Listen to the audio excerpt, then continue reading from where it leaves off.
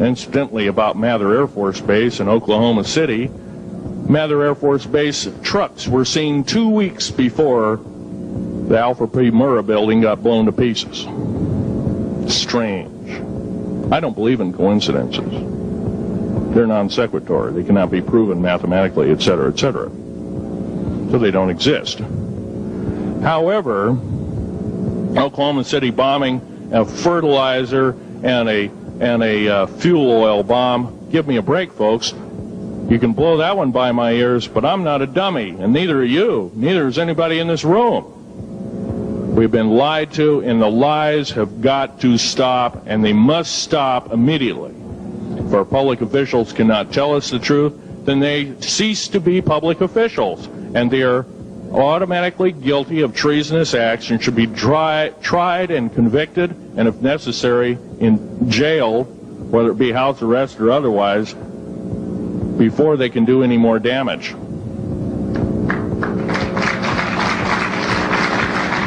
Janet Reno. Janet Reno is a confirmed lesbian. She got out in front of public TV and said so. Janet Reno cheated her way through law school. It's provable. It's on the congressional record. It's also in question. It's on the law school that she graduated from. Her record is not spotless. There are thousands, there are tens of thousands of fine police women that could have done an exemplary job in a similar aspect. Janet Reno is a murderer of our children and should not be tolerated to live. Those that murder children, those that abuse children, those that sexually abused children should not suffer to live. The CS gas that was poured in onto the Waco complex of Mr. Koresh, CS, by the way, stands for cesium. Cesium is an atomic element. It's an isotope. It's a radioactive compound. It is deadly to people under the age of 10. Take one breath and their lungs are singed and they die in 72 hours or less. They poured that gas continuously for 48 hours on that compound. No, I don't believe in a lot of things. I don't believe anybody is that wicked that you have to kill them 100-fold over after they're dead. But this is the mentality of the people now ruling as kings and queens over us, and it must stop. If we allow another election to go by with the same ilk in the White House, we have only ourselves to blame. Now, this room isn't going to change the outcome of an election. I personally believe, I don't believe there's going to be another election. I believe martial law is going to hit this country before that happens, the way things are going. Because we refuse to stand up, we refuse to literally get out and risk our lives in talking. Now, some of us got jobs and families and great responsibilities, greater than I have. And I agree, that's tough. It's very hard. I cannot sympathize with you because I'm not in your situation. But I have a young family. I have an ex-wife and child. Defense Intelligence Agency goons tried to kidnap my daughter not too long ago. My ex-wife, working in the state government services in Oregon, picked up her .22 handgun, shoved it in the back of the neck of this one person. Give me my daughter back. If I don't, I pull the trigger. Gave the daughter back. Good choice. Now, the remark that my ex-wife had to say to this individual was, if I ever see you again in any way, shape, or form, I will kill you on sight. You're an abuser of children, therefore I suffer to you that you should not live. By the way, she threatened a federal agent. She should be in jail, blah, blah, blah. Nothing like that's happened. These people don't want publicity. I shot a federal agent 16 days ago. Shot him dead when I was bleeding to death with a shoulder wound that he'd shot me. He had shot at a retired FBI agent who theoretically carries the same covering as a Secret Service agent. Got protection forever. He's a cop forever, federal cop forever. Now, that doesn't mean a whole lot. I made a report and went to the FBI. Do you realize, you know what they said? They said, things like this happen, Mr. Schneider. We don't either believe you, I'm using that as my own italics, or we don't give a damn. Now, something's wrong here. I'm not reading this right. I defended myself to the best of my ability. I was hoping I could go through life without doing such a thing. And maybe some of you have actually defended your own life in a similar fashion. It's very sad you have to shoot or kill somebody. Maybe some of you were police officers and have had to do the same. And I don't know if you ever kill a human being, you're never the same as a person who never has killed a human being. It is with you for the rest of your days. Whether you do it in war, whether you do it in murder, whether you do it in self-defense, you have taken one of God's holy creations off this planet. And there is a void there. And I feel that, and I'm very sorry for that. But I had to defend myself. Otherwise, I wouldn't be here. My message must continue. I'm doing it on my own money. And I'll continue to do it. As long as it takes. As long as I've got to live. I've got cancer. I'm dying. The radioactive substance that I got hit with in 1979, late August of 79, it's a similar form of aplastic anemia. It affects your blood and your bones. My bones are extremely brittle right now. No cure. The government never told me about that, by the way. Now, to sum up everything in this talk, there's going to be a few questions. I'll answer as many as I can for the next speaker. However, I want to sum up and say that every one of you in this room is a participant in secret things, and you're very brave indeed, and you should all turn around to one another and shake each other's hand and say thank you for being here. Would you please do that and greet your neighbor?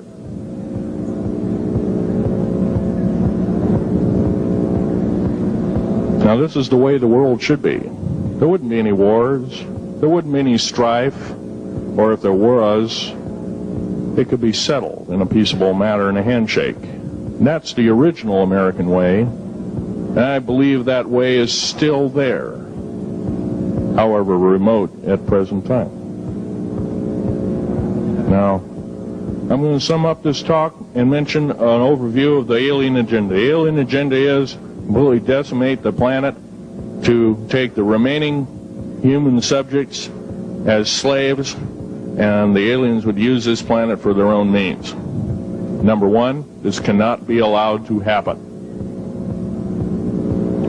The world takeover plans of the New World Order, a direct carbon copy blueprint from Adolf Hitler's routine of 1933 to 1938, must not be allowed to happen. That includes the name, the New World Order. That was purposely used, folks, because most of us have been lazy. We have not read our history, and I'm talking to you because I'm one of them. We have not read our history books. Things have been omitted. Throw out basically what you've learned. I'm not asking you to believe me. I'm asking you to re-educate each one of yourselves and ask the unexpected of your public officials, of the people around you, your teachers, I'm not asking you to question authority. I'm asking you to question the teachers of this authority. Is this right? Is this law correct? If a law, one of the best statements to ever come out of the mouth of any human being, believe it or not, was, I think, by an incredible black man, the name of not Jesse Jackson, but it was Martin Luther King, excuse me, said, an injustice anywhere is a threat to justice everywhere. That should be a motto that we live by. Not so much for the man who said the motto, but I'm sure George Washington said something similar, who said, an uninformed populace is a populace in slavery. Now, our founding fathers had the unique gift 250 odd years ago, 200 to 250 years ago, of looking far in advance, laying out the groundwork of this wonderful two pieces of paper government we've got, the Bill of Rights and the United States Constitution, laying it out for all time. It is the best government probably since time immemorial, maybe the best ever. If we are to, by the way, every freedom that we have must be fought for continuously. You don't need to pick up a gun to fight for something. You need to pick up your mouth. You need to pick up your brain and read a book. You need to pick up your mouth and say, and when you hear somebody say, well, I believe in gun control, and you say, no, I don't believe in gun control, because guess what? You take away that right. What other rights am I going to be missing later on? Now, with gun control. Gun control, there's certain few people, generally a 1 to 2% minority of people, that are totally irresponsible, criminal, use the gun improperly, etc., etc. I'm not talking about those kind of people. There are always going to be those kind of people, at least for the foreseeable future. The average person that owns a gun has prudence, has conscious thought of the knowledge of right and wrong, can and is able to defend itself, herself, himself, against foreign and domestic terrorists, so to speak. Now,